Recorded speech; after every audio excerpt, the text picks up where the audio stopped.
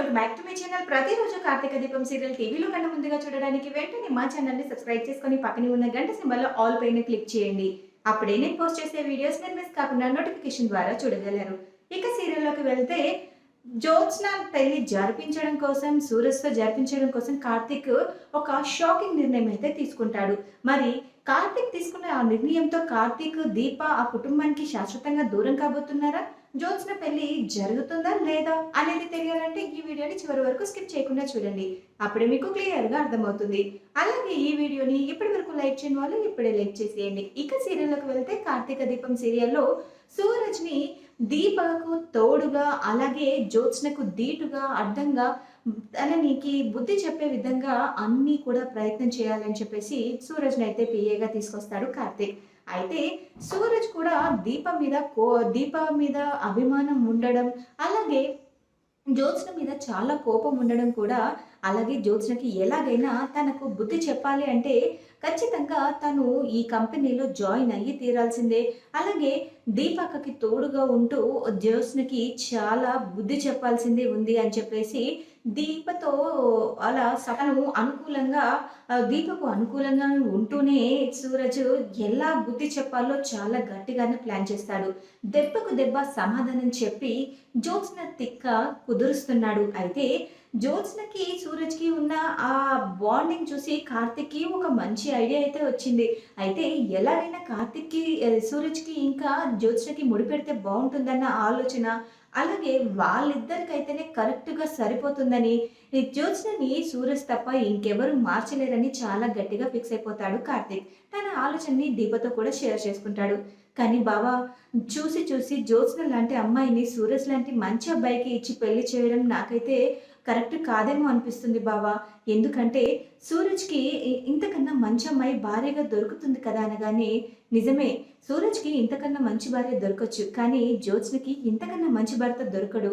తనని తాను మార్చుకుంటాడు అన్న నమ్మకం నాకుంది. అలాగే జ్యోత్స్నలో మార్పు రావాలంటే జ్యోత్స్న జీవితంలో ఇలాంటి వాడే కరెక్ట్ అంటూ అనగానే, సరే బావా, మరి నీ ఇష్టం, నువ్వు ఎలా అంటే అలానే అంటూ అనగానే, అవును, ఇంతకీ మన ప్రాక్టీస్ ఎంతవరకు వచ్చింది అనగానే, సూరజ్ నాకు తోడుగా ఉన్నాడు బావా, సూరజ్ అన్నీ నేర్పిస్తున్నాడు. అలాగే సూరజ్ కోసం అనగానే, చూడు, నువ్వు ఇలా ఒకరి సపోర్ట్ తీసుకోకుండా నువ్వు నీ అంతటా నువ్వు ఎదిగితేనే ఈ ఛాలెంజ్లో నువ్వు సపోర్ట్ అవుతున్నావు, నువ్వు విన్ అయినట్టు. లేదంటే ఆ జ్యోత్స్న అనే మాటలని మనం తట్టుకోలేము దీప అనగానే, లేదు బాబా, సూరజ్ నాకు ఎలా ఉండాలి, ఎలా నేర్చుకోవాలి అని సలహాలు ఇస్తున్నాడు. సూరజ్ నాకు పెద్దగా అనగానే, లేదు కార్తిక్ గారు, నేను దీప గారికి పెద్ద సహాయం ఏం చేయట్లేదు. తను అన్నీ నేర్చుకునే స్టేజ్లో ఉంది. ఒక్కొక్కటి నేర్చుకుంటూ తన పేరుని నిలబెట్టుకోవాలని నేను అనుకుంటున్నాను. కాబట్టి మీరు తన గురించి ఏం దిగులు. దీప గారు నిజానికి చాలా తెలివైన వారు. వాళ్ళకి చదువు లేదు అని మీరు అనుకుంటున్నారు, కానీ చదువు తప్ప తనకి అన్ని సంస్కారం ఉన్నాయి. ఏది ఎలా నేర్చుకోవాలి, ఎవరితో ఎలా మసులుకోవాలి, ఎలా ఉండాలి అనేది దీప గారిని చూసే నేర్చుకోవాలి. కొంతమంది ఉంటారు ఈ దేనికి పనికిరారు, ఎందుకంటే వాళ్ళకి చదువు ఉందని అహంకారం, డబ్బు ఉందని పొగరు, ఇదంతా ఎక్కువ. ఆస్తి ఈరోజు ఉంటుంది, రేపు పోతుంది, కానీ మనం సంపాదించుకున్న మంచి పేరు, మానవత్వం, అవి మాత్రమే లాస్ట్ వరకు ఉంటాయని తనకి తెలియట్లేదు అంటూ జ్యోత్స్నని ఉద్దేశించి మాట్లాడుతూ ఉండగానే, ఏంటి అందరూ కలిసి నా మీద సెటైర్లు వేస్తున్నారు, మీరు నాకు ఏదో అన్యాయం చేస్తున్నాను, నన్ను ఓడిస్తున్నాను అనుకుంటున్నారేమో. మీరు నన్ను ఓడించడం ఎప్పటికీ కాదు. ఈ పోటీలో మీకు దీపకు ఎంతమంది సపోర్ట్ చేసినా నేనే గెలుస్తాను. అయినా దీప చేతకానితనానికి ఇంతమంది సహాయం చేస్తుంటే తను చేతకాందని ఒప్పుకొని తీరాల్సిందే అనగానే, మాటలు అదుపులో పెట్టుకొని మాట్లాడండి. ఆవిడకి ఎవరు సహాయం చెయ్యట్లేదు. తనకి ఏది ఎలా ఉండాలి, ఎలా నేర్చుకోవాలి అని సలహా మాత్రమే ఇస్తున్నాము. సపోర్ట్ చేయట్లేదు, తనకి ఏమీ హెల్ప్ చేయట్లేదు. అది మీరు మనసులో పెట్టుకొని మాట్లాడితే చాలా బాగుంటుంది అంటూ సూరజ్ కూడా చెప్పేస్తాడు. ఇక సూరజ్ అంటే అవతల వాళ్ళు మనకి గౌరవం, విలువ, మర్యాద ఇస్తారు. మనం పొగరు చూపిస్తూ డబ్బుందన్న అహంకారం చూపిస్తే అది ఎప్పటికైనా మీకు ఎదురు దెబ్బే తగులుతుంది. అది గుర్తుపెట్టుకుంటే మీ జీవితంలో బాగుపడతారు. లేదంటే మీరు అసలు ఎవరికి గుర్తు లేకుండా పోతారు, జాగ్రత్త అంటూ వార్నింగ్ ఇస్తాడు. అది చూద్దాం, నీలాంటి పనికి మాలిన వాళ్ళు అందరూ సలహా ఇస్తే తీసుకునే పొజిషన్లో నేను లేను అంటూ పొగరుగా మాట్లాడి అక్కడి నుంచి వెళ్ళిపోతుంది. తన పొగరు ఎలా అంచాలో నాకు బాగా తెలుసు అని మనసులో అనుకుంటూ ఉంటాడు సూరజ్. నువ్వు ఇదన్నీ మనసులో పెట్టుకోకు సూరజ్. జ్యోత్స్న ఏదో తెలియనితనంతో అనగానే, అది తెలియనితనం కాదు కార్తీక్ గారు. పొగరు. డబ్బుందన్న పొగరు. నిలువెల్ల అహంకారం. చదువుకున్నాను నాకేం తక్కువ అని అహంకారం. ఆ అహంకారాన్ని మట్టి కొట్టాలి అంటే తనని ఓడించి తీరాల్సిందే. దీప గారు మీరు ఈ ఛాలెంజ్‌లో తప్పకుండా గెలిచి తీరాలి అని చెప్పేసి దీపకు మీకు ఏ సహాయం కావాలన్నా నేను చేస్తాను అనగానే, సహాయం చేసేంత గొప్ప మనసు మీకుండొచ్చు సూరజ్ గారు. కానీ ఈ పోటీలో నేనే గెలవాలి. నా స్వతహాగా నేను గెలవాలి. ఎవరి సహాయం తీసుకోవద్దన్నది ఈ పోటీలో రూల్. కాబట్టి ఇంతవరకు మీరు నాకు తెలియని విషయాల గురించి ఎలా తెలుసుకోవాలని సలహా ఇచ్చారు. అది చాలు నాకు. మీ సపోర్ట్ నాకు ఎప్పుడు ఇలాగే ఉండాలని కోరుకుంటున్నాను. మీరు జ్యోత్స్న గురించి తప్పుగా అనుకోకండి అనగానే, ఛ! నేను జ్యోత్స్న గురించి తప్పుగా ఏమి అనుకోవట్లేదు. తను పెరిగిన విధానం, తను గారాబంగా పెరగడం వల్ల తను అలా తయారయ్యుండొచ్చు. కానీ జ్యోత్స్న పొగరు ఎలా అంచాలో, తనని ఎలా మార్చాలో నాకు బాగా తెలుసు అంటూ అనగానే, ఇక వాళ్ళ అందరి సంభాషణ మొత్తం దశరథ, శివనారాయణ మొత్తం కూడా వింటారు. నాకెందుకో జ్యోత్స్నకి కరెక్ట్ జోడీ ఈ అబ్బాయే అనిపిస్తుంది దశరథ. నువ్వేమంటావు? ఈ అబ్బాయికి జ్యోత్స్నకి ముడిపెడితే చాలా బావుంటుందని నేననుకుంటున్నాను. కానీ జ్యోత్స్న ఎందుకు ఒప్పుకుంటుందంటావా? ఆ అబ్బాయి అంటేనే చిటపటలాడుతూ ఉంది. ఎగిరెగిరి పడుతుంది అనగానే, అవును నాన్న. కానీ తల పొగరు అణచాలంటే కరెక్టే.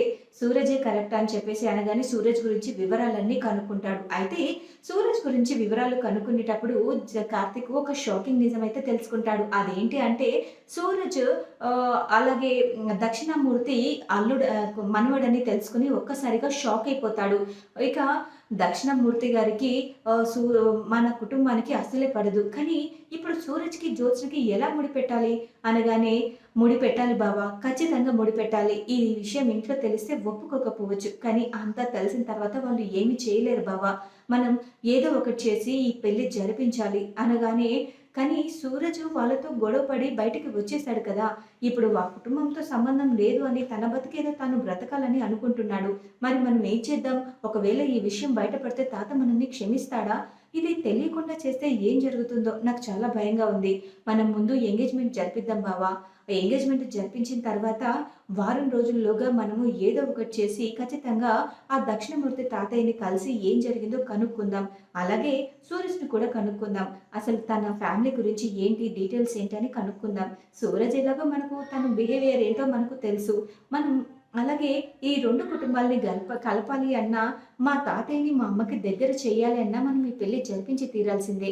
జ్యోత్స్నలో మార్పు రావాలన్నా మనం ఈ నిర్ణయం తీసుకోవాల్సిందే అనగానే, కానీ అంటూ ఉండగానే అంతలోనే ఏంటి జ్యోత్స్న గురించి ఏదో మాట్లాడుతున్నారు అంటూ దశరథ వస్తాడు.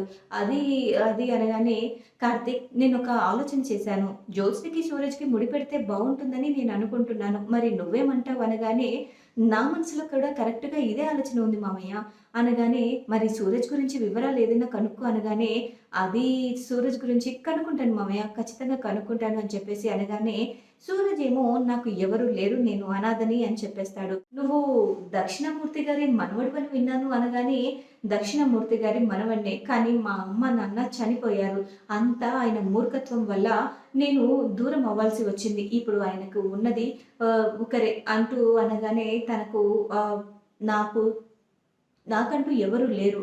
నేను ఒక్కడినే అనాథగా మిగిలిపోయాను. అమ్మ, నాన్నని దూరం చేసుకున్నాను. అమ్మ, నాన్న నాకు దూరం అయిపోయారు. ఇక వాళ్ళు తిరిగి రానంత దూరానికి వెళ్ళిపోయారు. నాకు ఆయనతో సంబంధం లేదు. ఆయనతో అవసరం కూడా లేదు అని చెప్పేసి అనగానే, ఇక ఏం చేయాలో అర్థం కాక కార్తీక్ అయితే ఎలాగో దక్షిణామూర్తి తాతయ్య అంటూ బాబా ముందు మనం మా పెళ్లి అయితే జరిపిద్దాం. ఆ తర్వాత జరగాల్సింది తర్వాత చూద్దాం.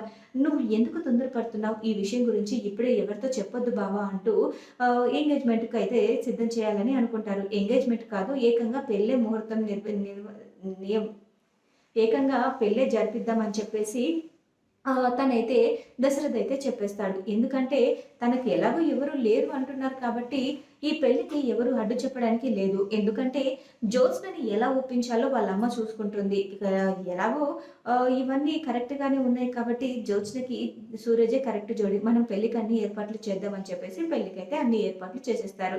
అయితే అన్ని ఏర్పాట్లు చేసిన తర్వాత జ్యోత్స్నని అడుగుతారు.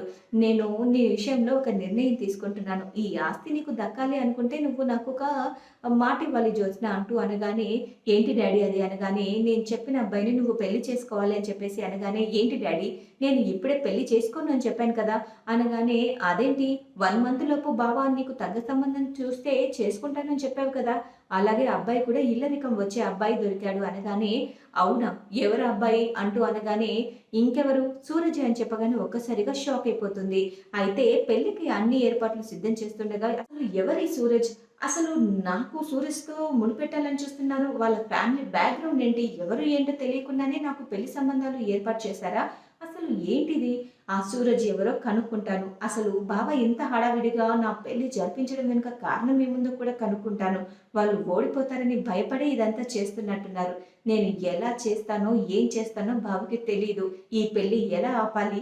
బావని నా సొంతం ఎలా చేసుకోవాలో నాకు బాగా తెలుసు అని చెప్పి దీపకు బుద్ధి ఎలా చెప్పాలో నాకు తెలుసు అని చెప్పేసి అనుకుంటూ ఉంటుంది. అయితే సూరజ్ మొదట ఈ పెళ్లికి ఒప్పుకోకపోయినా తన తల పొగరు అణచడానికి అలాగే ఆ కుటుంబానికి తన వల్ల ఎంత ఆపద ఉందో తెలిసి ఆ కుటుంబాన్ని కాపాడడానికి మొత్తానికి పెళ్ళికైతే ఒప్పుకుంటాడు సూరజ్. ఇక చూడాలి మరి తర్వాత ఎపిసోడ్‌లో ఏం జరగనుందో. ఇలా జరిగి కార్తీక్ సూరజ్‌కి, జ్యోత్స్నకి ముడిపెట్టాలని, జ్యోత్స్న ఆగడాలను అరికట్టడానికి సూరజ్ జ్యోత్స్న మెడలో తాళి కట్టాలని, అలాగే జ్యోత్స్నకి బాగా తిక్క కుదరాలని అనుకునే వాళ్ళు యెస్ అని కామెంట్ చేయండి. అలాగే దక్షిణామూర్తికి గల గొడవ ఏంటి? అసలు మరి ఈ ఈ పెళ్లి వల్ల దక్షిణామూర్తి మరి ఆ కుటుంబానికి దగ్గరవుతాడా? ఇప్పటికైనా దక్షిణామూర్తికి మధ్య గొడవలు తగ్గేసి అంతా కలిసిపోతారా? లేదా? అనేది తెలియాలంటే తర్వాత ఎపిసోడ్ వరకు వేచి చూడాల్సిందే. ఈ విషయం బయటపడితే కార్తీక్ పరిస్థితి ఏంటో తలుచుకుంటేనే భయంగా ఉంది. ఎందుకంటే శివనారాయణ చాలా కోపం మీద ఉన్నాడు. అలాంటిది ఇప్పుడు కార్తీక్‌కి ఈ నిజాలన్నీ తెలిసి దాచిపెట్టి జ్యోత్స్న పెళ్లి చేయాలి అనుకున్నాడని తెలిస్తే మరి కార్తీక్, దీప ఇద్దరిని కూడా ఆ ఫ్యామిలీ నుంచి దూరం చేయాలని జ్యోత్స్న అనుకుంటుందా? మరి జ్యోత్స్న కల నెరవేరుతుందా లేదా అనేది తెలియాలంటే తర్వాత ఎపిసోడ్ వరకు వేచి చూడాల్సిందే. ఈ వీడియో కనుక మీకు నచ్చినట్లయితే లైక్ చేసి షేర్ చేయండి. మా ఛానల్‌లోని మరెన్నో లేటెస్ట్ అప్డేట్స్ కోసం వెంటనే మా ఛానల్‌ని సబ్స్క్రైబ్ చేసుకొని పక్కనే ఉన్న గంట సింబల్‌లో ఆల్ పైన క్లిక్ చేయండి. అప్పుడే నేను పోస్ట్ చేసే లేటెస్ట్ అప్డేట్స్ వీడియోస్ మీరు మిస్ కాకుండా నోటిఫికేషన్ ద్వారా చూడగలరు. Thanks for watching my video.